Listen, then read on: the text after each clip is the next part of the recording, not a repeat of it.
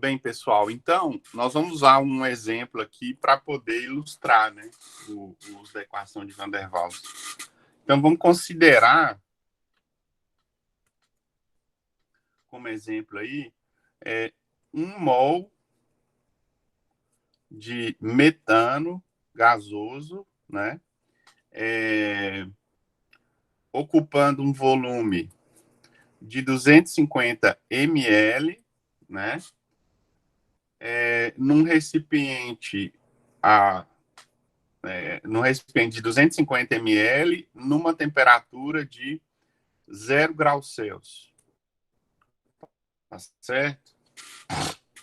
Então, toda vez que a gente tiver um exemplo aí desse tipo, né, o que a gente faz? A gente vai precisar das constantes A e B, da substância, né, no caso aqui o metano. E aí, nós temos tabelas, né? Nós vamos aprender a calcular como que elas são obtidas através de uma conta ou como elas são obtidas experimentalmente, tá? Ou por meio de uma combinação de ambos. Mas como isso já está bem estabelecido na literatura, eu vou num livro de fisicoquímica, né, como o que vocês têm, o Atkins ou outro, e tem essas tabelas, eu consulto qual é o valor das constantes. Então, no caso aí do metano, a constante A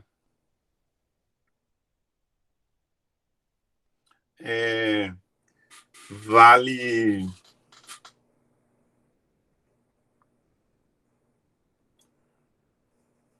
2,30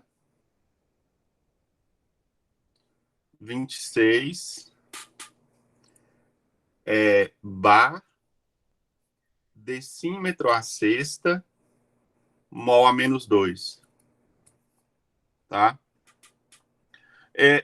Pode também ser dado em ATM, né? Não precisa ser nessa unidade de pressão.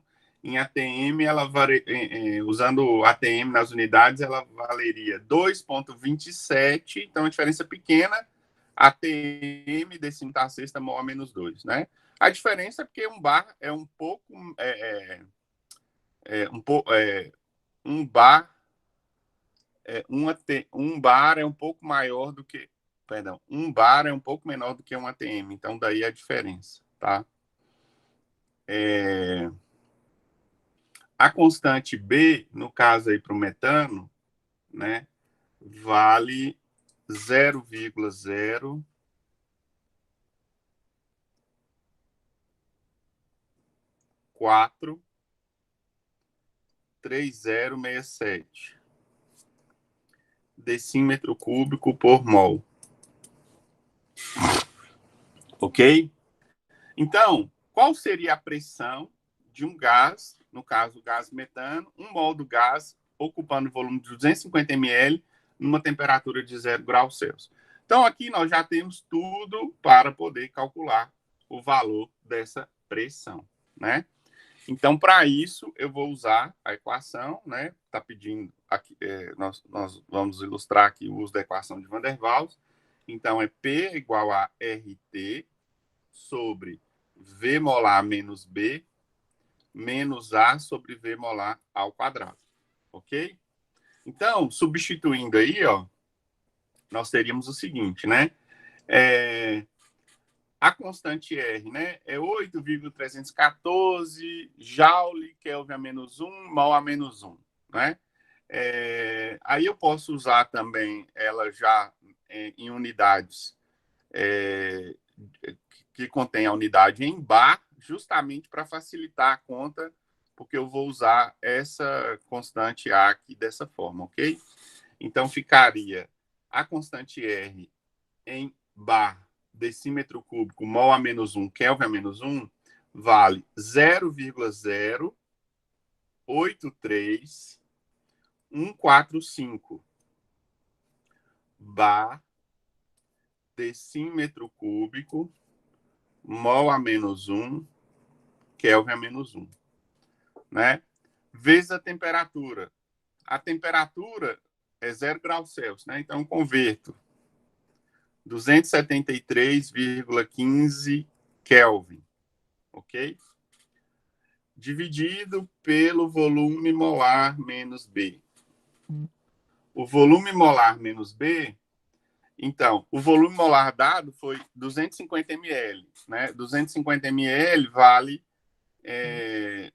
0,250 litros, né? Ou 0,250 decímetro cúbico por mol.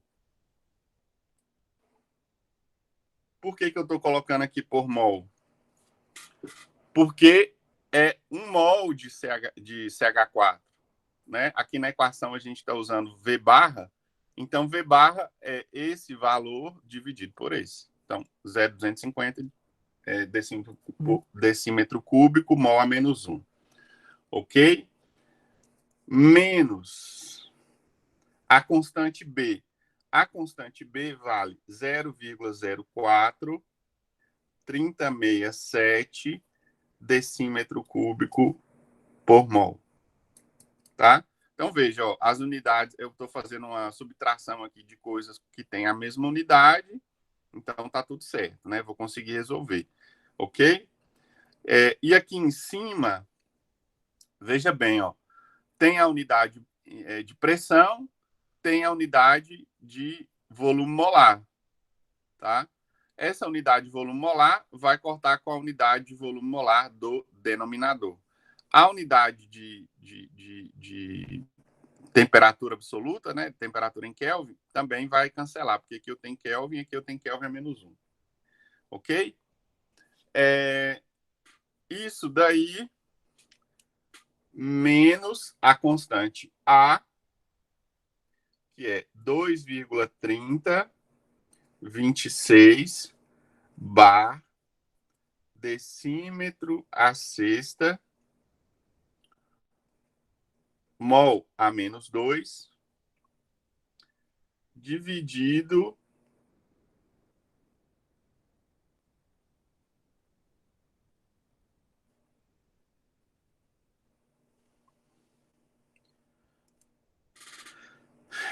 pelo volume molar ao quadrado.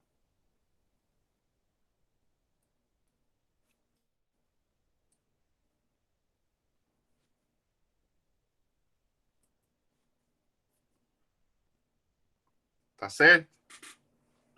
Então, aqui, ó, eu sei que eu não vou ter nenhum problema com as unidades, porque aqui vai sobrar o bar, né? Isso daqui vai cancelar tudo, ó. Né? E aqui também eu não vou ter nenhum problema, porque o decímetro a sexta mol a menos 2 vai cancelar com o decímetro a sexta mol a menos 2 do denominador aqui. Tá? Se a gente resolver na conta aqui, eu não vou fazer porque eu estou usando o celular aqui para gravar, eu não tenho a calculadora que eu uso é um aplicativo do celular, mas resolvendo a conta aqui, isso daqui vai dar 72,9 bar. Tá certo? Tá? A resposta é essa. Vocês copiem no caderno de vocês, depois vocês façam a conta, tá? Mas dá 72,9 bar, perdão. Se a gente for fazer a conta para o gás ideal, né? Gás ideal é P igual a RT sobre V barra. Então ficaria 0,083145. Eu vou suprimir as unidades só para facilitar aqui. Vezes 273,15 dividido por 0,250 decímetro cúbico por mol, né? Se você fizer essa conta aqui, do jeito que está aqui, vai dar 90,8 bar. Né? Então, a resposta aqui para o gás ideal é 90,8 bar. Desculpa aí, viu, gente? O texto sai meio torto, mas é porque eu tenho a folha aqui, tem a câmera que está bem aqui, ó, um suporte que carrega a câmera, e eu tenho que torcer o braço, levar o braço lá na frente para poder escrever. Tá bom? Mas quem sabe aí depois aparece um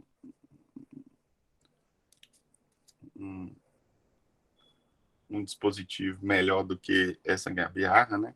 Para a gente poder fazer. Bem, então veja bem, ó, a pressão de Van der Waals, 72,9 bar. A pressão da equação do gás ideal ou do gás perfeito, 80, gente, desculpa, 90,8 bar. Tá certo? Bem, então a gente vê aí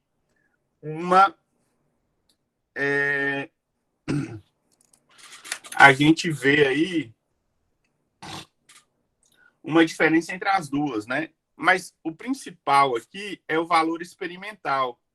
O valor experimental é de 78,6 bar, né? O que a gente percebe? Que esse valor aqui concorda muito mais com esse do que com o obtido pela equação do gás perfeito. Concorda? Então, a equação de Van der Waals, ela se aproxima mais do valor verdadeiro do que a equação do gás perfeito, tá? E existem algumas situações em que isso ainda é mais próximo, né? Que aqui deu uma diferença, se a gente fizer a conta aí, né? Deixa eu ver aqui. 72,9 menos 78,6 vai dar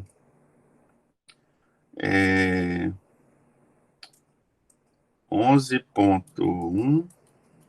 Deixa eu ver.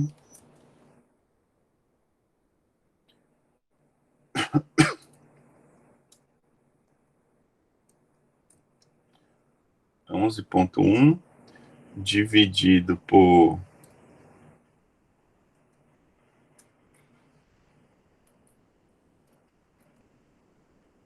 78.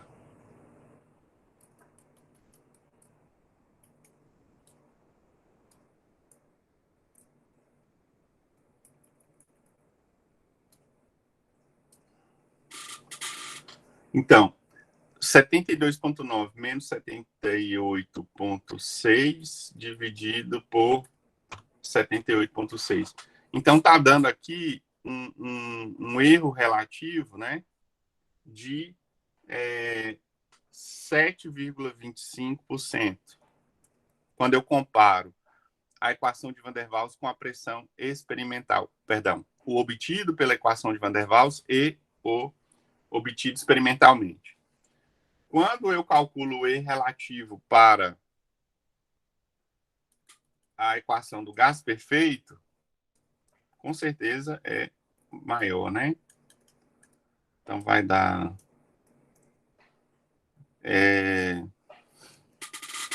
Então, nesse caso aqui, comparando, né, Van der Waals com o valor experimental, eu tenho um E relativo de 7,25%.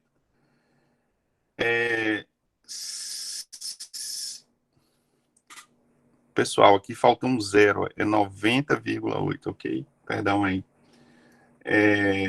Se eu repetir a continha aí para o erro relativo, comparando o gás perfeito e o obtido experimentalmente, vai dar 19,71%. Então, quando eu comparo o gás perfeito com o valor experimental. Tá? Então, veja, né, um erro de quase 20%, né, é um erro muito grande, é um erro muito grosseiro, né, se a gente for considerar assim. Então, o que a gente percebe? Que a equação de Van der Waals é muito mais exata, né, do que a equação do gás perfeito, né? Então, ou seja, ela consegue prever o valor da pressão ou do volume, depende do que você está calculando, com uma concordância maior com o valor experimental do que a equação do gás perfeito, ok? Por que tem essa melhora, né? Por que há essa melhora, tá? Justamente porque a equação leva em conta as interações entre as partículas, né?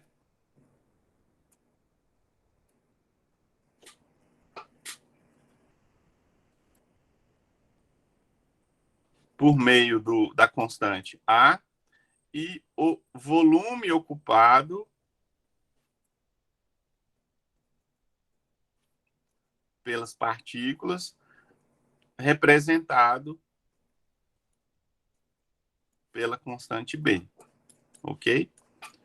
Duas coisas importantes que a equação de Van der Waals não considera, tá bom? Vamos fazer outro exercício aí para a gente tentar avançar um pouco mais. Nesse caso, agora, nós vamos fazer o seguinte. Nós vamos usar a equação de Van der Waals para calcular o volume molar do gás etano numa temperatura de 300 Kelvin e numa pressão de 200 atm. Ok? E aí o que acontece? Eu vou reescrever a equação para o volume molar.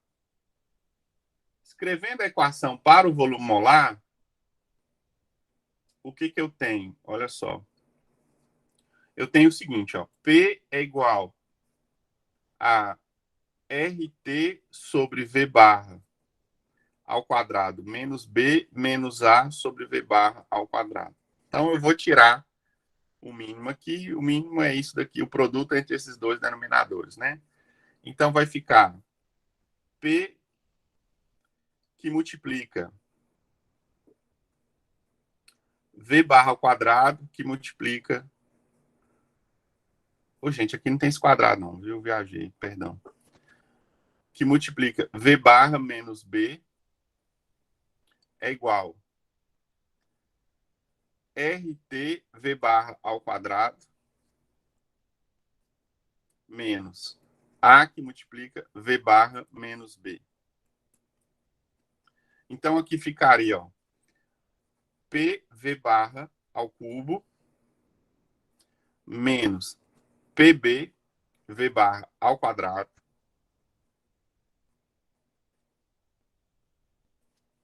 menos RT V barra ao quadrado menos AV barra.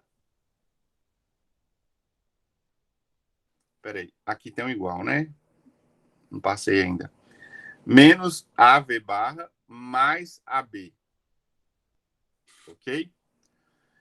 Então, já separando os termos e colocando todos eles à esquerda da igualdade, então eu teria PV barra ao cubo menos PB mais RT, que multiplica V barra ao quadrado, mais AV barra menos AB é igual a zero, ok? Se eu dividir, se eu Eu vou tentar escrever, eu vou escrever essa equação na forma de um polinômio do tipo ax ao cubo mais bx ao quadrado mais cx mais d é igual a zero, com a valendo 1. Se eu fizer dessa forma, vai ficar mais fácil para resolver, tá? Então, para isso, eu vou ter que pegar esse polinômio aqui e dividir por P. Então, dividindo essa equação inteira por P, eu teria V barra ao cubo menos B mais RT sobre P, que multiplica V barra ao quadrado, mais A sobre P, que multiplica V barra, menos AB sobre P. É igual a zero. Tá? Então, toda vez que a gente tem uma equação de Van der Waals, toda vez que a gente vai usar a equação de Van der Waals e se pede o cálculo do volume molar, eu vou ter uma equação de grau 3, um polinômio de grau 3, ok? Então, eu teria que resolver esse polinômio aí para poder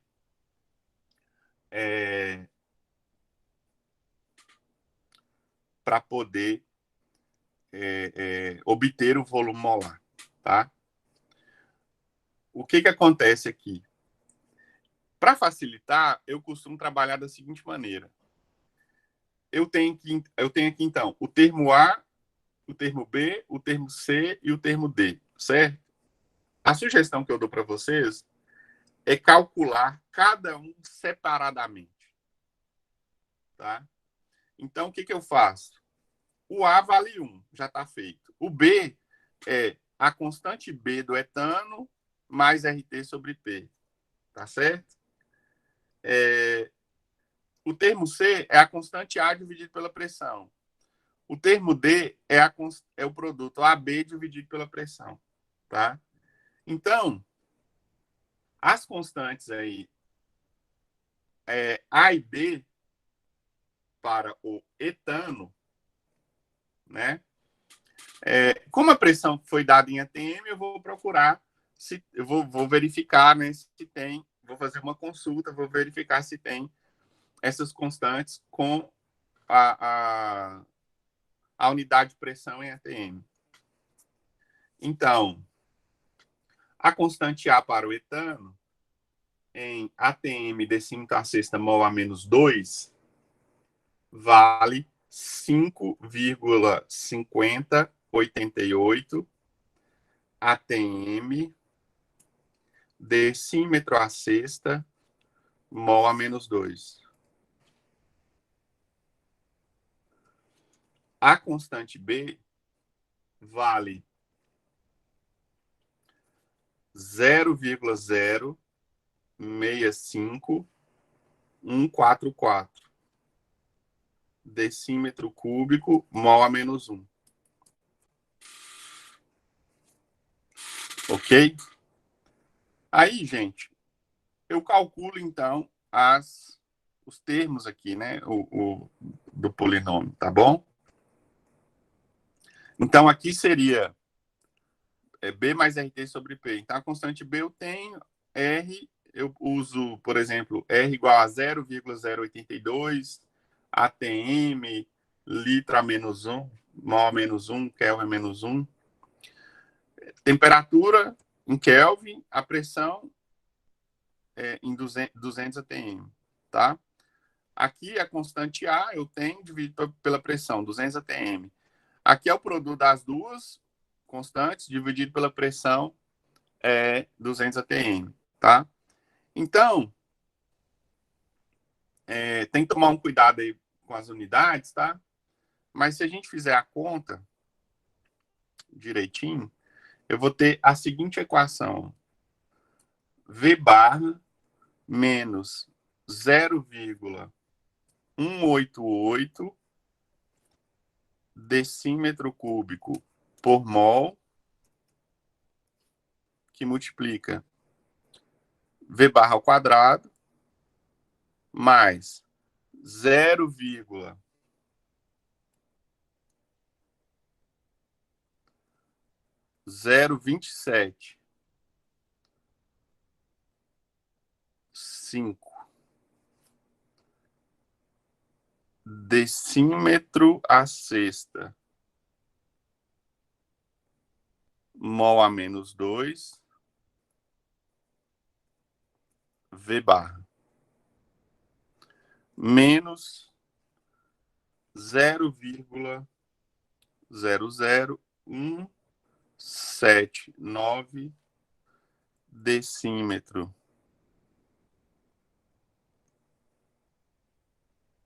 a nona mol a menos 3. Tá? Uma coisa que é bom vocês observarem é o seguinte, ó. O termo B tem unidade de volume molar. O termo C tem volumes de unidade molar ao quadrado. O termo D tem unidades de volume molar ao cubo. Tá? Se por acaso você não encontrar isso, sua conta está errada. Você pode voltar aqui atrás e refazer a sua conta. Tá? Aí o seguinte, a gente tem aí, nós temos aí, né, um polinômio de grau 3, tá certo? O que acontece, gente? Para resolver um polinômio de grau 3, você pode usar, né, de uma calculadora, que vai usar um algoritmo para poder fazer isso daí, que está nesse algoritmo está incorporado algum método numérico, né, acredito. Ou então você pode usar um software, que também vai funcionar da mesma forma, ou um site. Às vezes você acha na internet. Mas o importante, de qualquer forma, é que você saiba resolver. Tá? E uma das maneiras de você resolver é através do método de Newton-Raphson. Ok? E para esse método, eu vou precisar de fazer umas várias, talvez, iterações até que eu obtenha a raiz, tá? Geralmente, eu oriento os estudantes a fazer assim, a montar uma tabelinha, né? Então, onde eu tenho as tentativas, tá certo? Aqui seria o volume molar que eu estou procurando, né? Seria a raiz da nossa equação, tá? Para cada tentativa. A tentativa aplicada à função, tá? Também a tentativa aplicada à primeira derivada da função.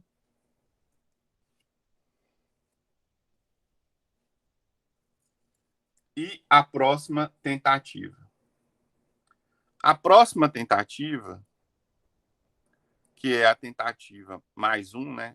Que é a próxima, vai ser igual à tentativa anterior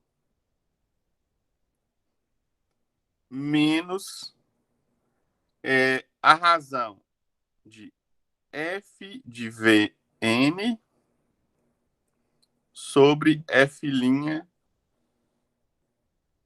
de Vn. Ok? Então, se eu fizer isso, se eu montar o quadro aqui, vai ficar mais fácil, tá? Como é que funciona, gente, isso daqui? O ideal é você, assim, primeiro que a gente comece a resolver a equação mas só que a gente não tem uma ideia do que seria raiz. Tá? Nós temos que partir de algum valor. Tá? Esse valor é um valor que deve ser o mais próximo possível da raiz. Quanto mais próximo possível da raiz, maior é a chance de eu conseguir resolver de forma correta. Ah, mas eu tenho de 0 até infinito para poder tentar, né? De 0 até infinito, né? Eu estou colocando a parte de 0, né? Porque o volume não é um valor negativo, não é um número imaginário, então vai ser um número real positivo, né? Então, o que eu tenho que fazer, né? Eu tenho que lançar mão, né, de um valor que seja o mais próximo, para eu poder começar. Então, a minha tentativa aqui, 0, seria, então, eu vou usar um chute, eu vou dar uma primeira tentativa aqui. A sugestão que eu dou é que vocês utilizem o volume molar do gás perfeito, tá? Então, quando você tiver esses dados aqui, você já pode calcular o volume molar do gás perfeito. E aí, ou você usa o volume molar do gás perfeito ou um volume próximo, tá?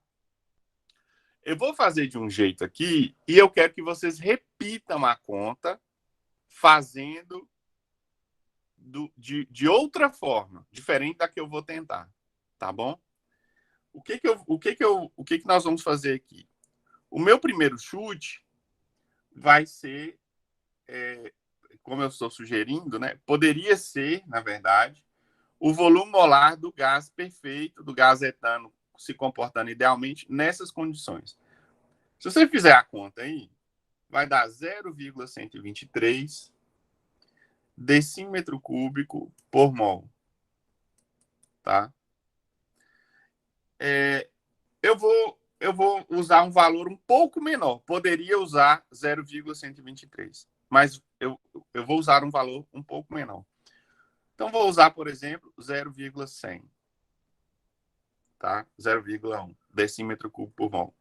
Eu vou fazer com esse valor, depois você faz aí usando esse valor, para ver se a gente chega na mesma resposta, ok? E depois vocês comentem comigo. Então, o que eu tenho que fazer? Eu tenho que pegar esse valor e aplicar na função. Então, eu venho aqui, coloco o valor aqui, vai ficar 0,1 vezes 0,1 decímetro cúbico por mol elevado ao cubo, menos 0,188, que multiplica 0,1 elevado ao quadrado, mais 0,0275 vezes 0,1, menos 0,0179, né? E eu vou ver se zera a função, né? Se essa parte aqui é igual a 0, né? Se a gente fizer a conta aí para 0,1, eu vou encontrar aproximadamente 8 vezes 10 a menos 5, tá? Ou seja, eu não zerei a função, tá? Tá um valor bem próximo de 0, né? Tá. Mas eu preciso, como eu não zerei, eu vou ter que tentar obter, né? Eu tenho que obter o próximo chute.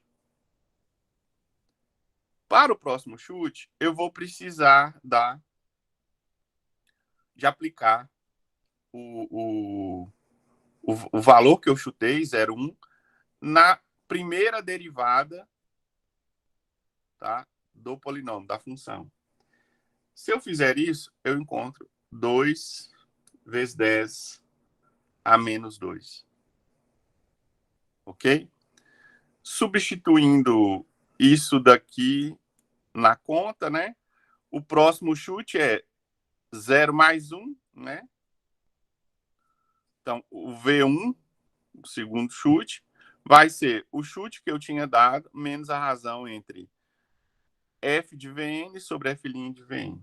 Se você fizer a conta aí, vai dar 0,96. Perdão, 0,096. Tá? Então, agora, o meu próximo chute é 0,096. Tá? Se eu repetir aqui, tá? Se eu jogar 0,096, aplicar na função, aqui vai dar 2,53 vezes 10 a menos 6. Ainda não zerei, tá? Eu ainda não zerei. Mas, por não ter zerado, eu vou continuar. Mas isso daqui já é um valor bem pequeno, né? Seria 0,00000500253. Já é um valor bem pequeno, tá? Talvez isso daqui já é uma raiz aceitável. Vamos ver se é. Bem, se eu aplicar isso daqui, eu vou ter... Se eu aplicar isso daqui, esse valor aqui na primeira derivada, né, da função, eu vou ter, então, 1,9 vezes 10 a menos 2. Tá? Substituindo aqui, vai dar 0,096 de novo. Tá? Então, aqui, eu cheguei no fim. Tá?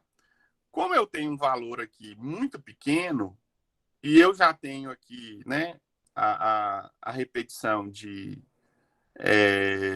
2, 3, 4 algarismos significativos, eu não preciso continuar. Tá? Eu vou ter o valor do volume molar de Van der Waals igual a 0,096 decímetro cúbico por mol. Tá?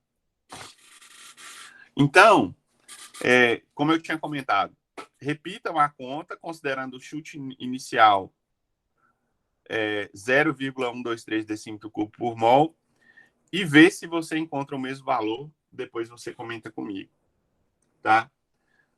O valor do gás perfeito, como eu tinha comentado, é 0,123 decímetro cúbico por mol.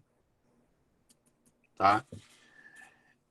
E o valor experimental é igual a 0,071. Tá? Então, de novo, né? A acurácia, né, da equação de Van der Waals, se a gente comparar, é bem maior do que o valor obtido, né, bem maior do que da equação do gás perfeito, né? Mas, assim, aqui eu tenho uma exatidão maior para a equação de Van der Waals, mas ela não está tão exata, porque aqui deu 0,096, aqui está dando 0,071. Tá? O que a gente tem, né? Uma temperatura relativamente baixa e uma pressão alta. Tá? Então, eu com certeza, nesse caso aí, eu tenho um efeito das interações.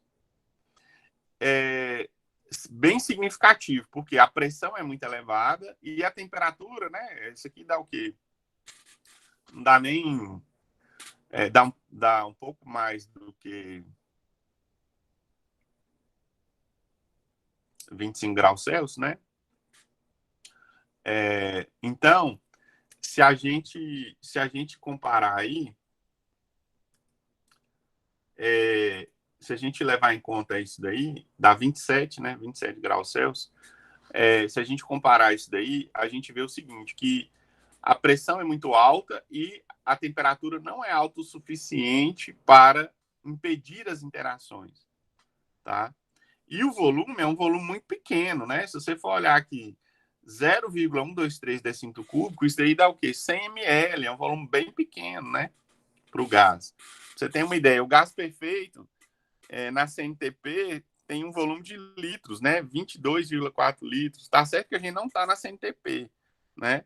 Mas e que a pressão é 200 vezes maior do que a pressão na CNTP. A temperatura é maior do que a temperatura na CNTP. Mas eu só queria mostrar para vocês que existe uma diferença bem grande do volume na CNTP, por exemplo, e esse volume aqui, né? Esse volume aqui 100 ml é o quê? Metade do volume de um copo americano, né? Só para a gente ter uma ideia, assim, de uma coisa palpável, vamos dizer assim, né? Então, nós temos um volume bem pequeno, tá? E a gente consegue ter um valor melhor do que o valor obtido pela equação do gás ideal, mas justamente por levar em conta o volume excluído e as interações, mas não é um valor assim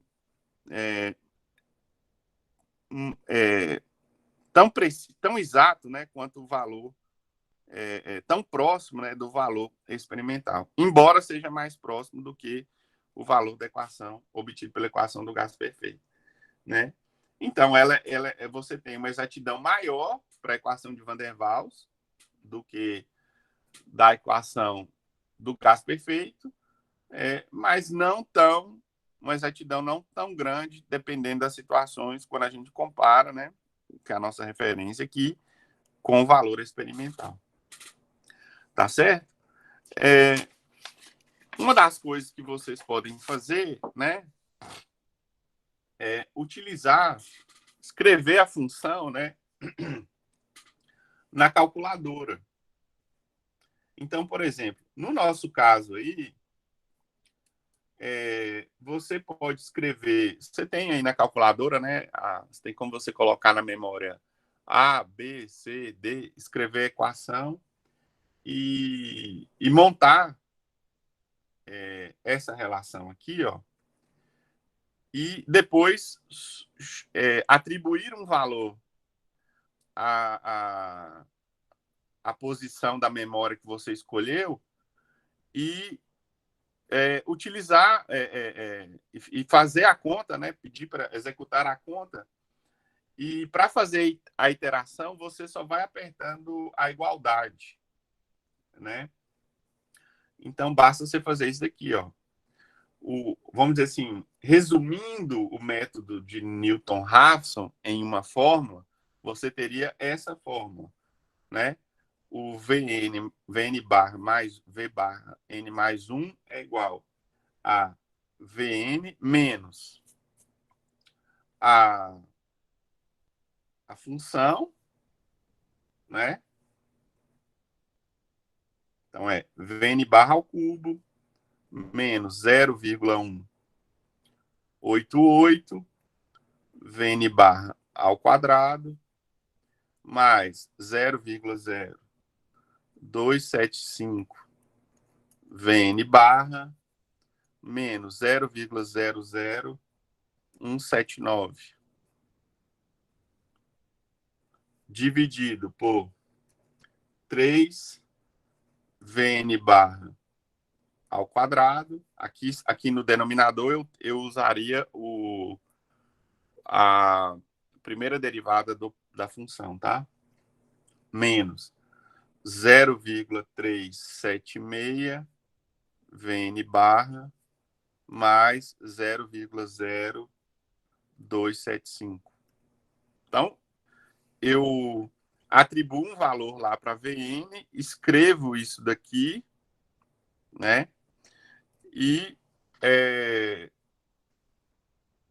então, por exemplo, tem aí, né, a posição, né, A, você salva A, o valor do primeiro chute, e depois você escreve isso daqui, né?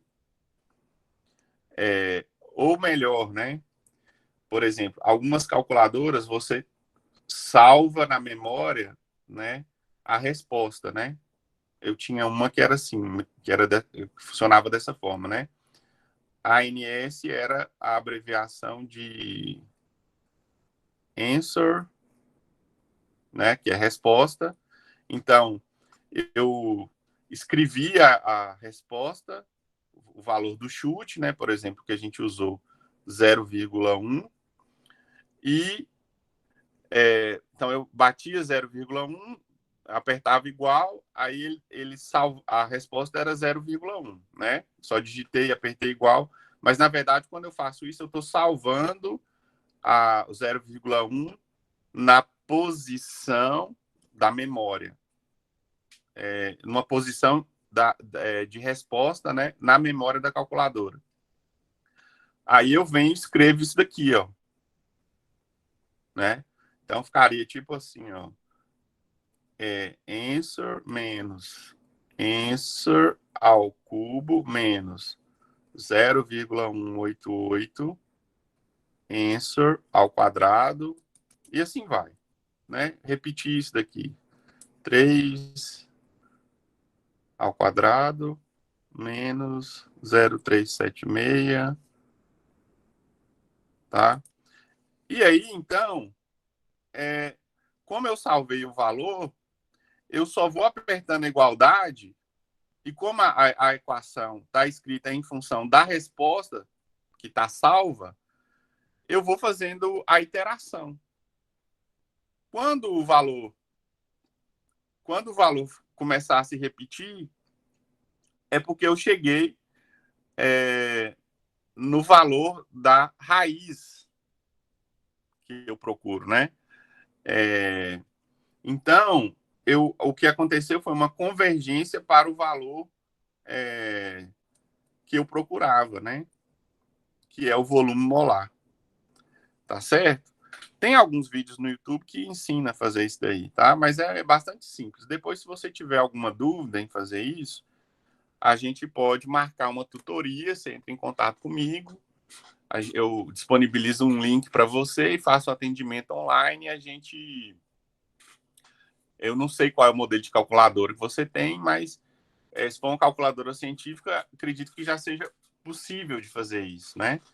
Essas Cássio costumam possibilitar, né? Eu não trabalhei com todas, mas essas calculadoras Cássio costumam facilitar para a gente isso daí.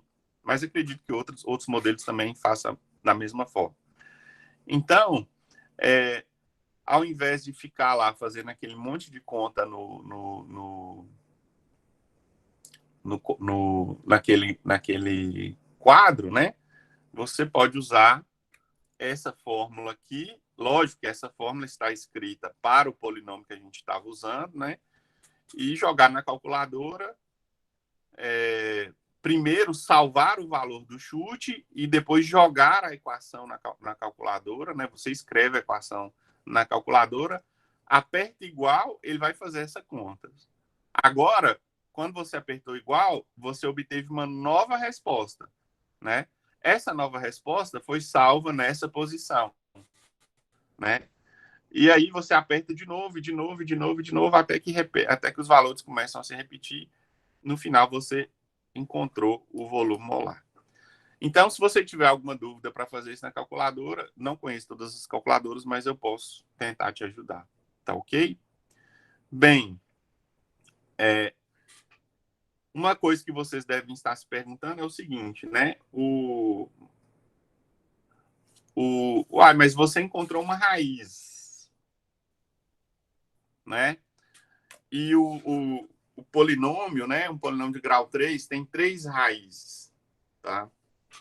Bem, na nossa próxima aula, nós vamos discutir isso, porque dependendo das características da equação, no nosso caso, dependendo das características do gás, né, das propriedades do gás, eu vou ter uma determinada equação.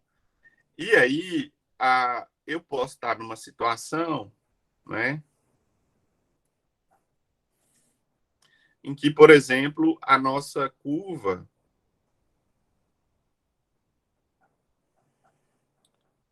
tá, pode estar se comportando dessa forma. Então, para um determinado valor de pressão, como o nosso caso aqui era 200 atm, tá? Eu vou ter que esse eixo, né, de P igual a 200 atm, passa uma vez sobre a curva, né? Então, eu tenho um ponto aqui comum. E aí, no caso, esse volume aqui é a raiz que eu procuro, né? É o Vn que eu procuro, tá? Pode ser que a curva funcione assim, ó. Para o mesmo valor de P,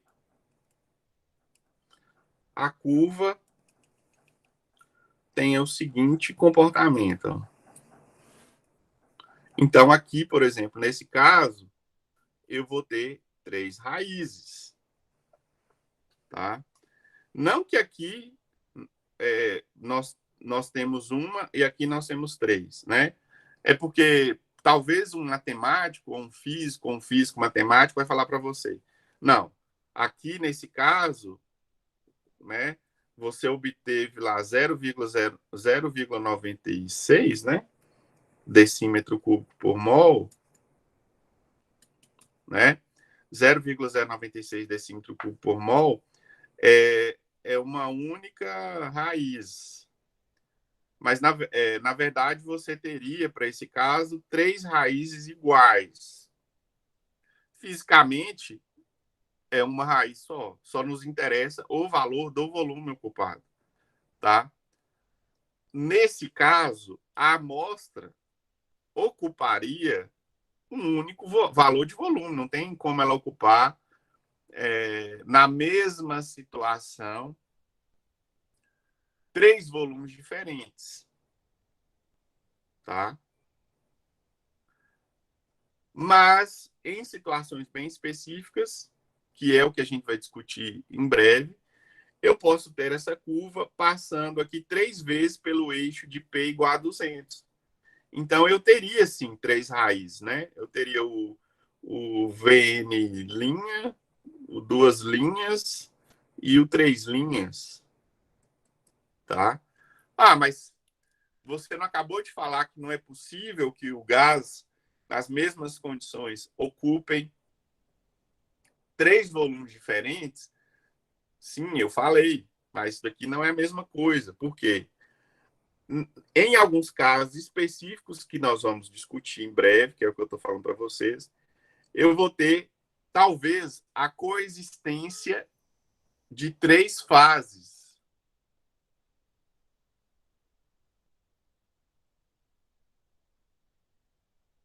Tá?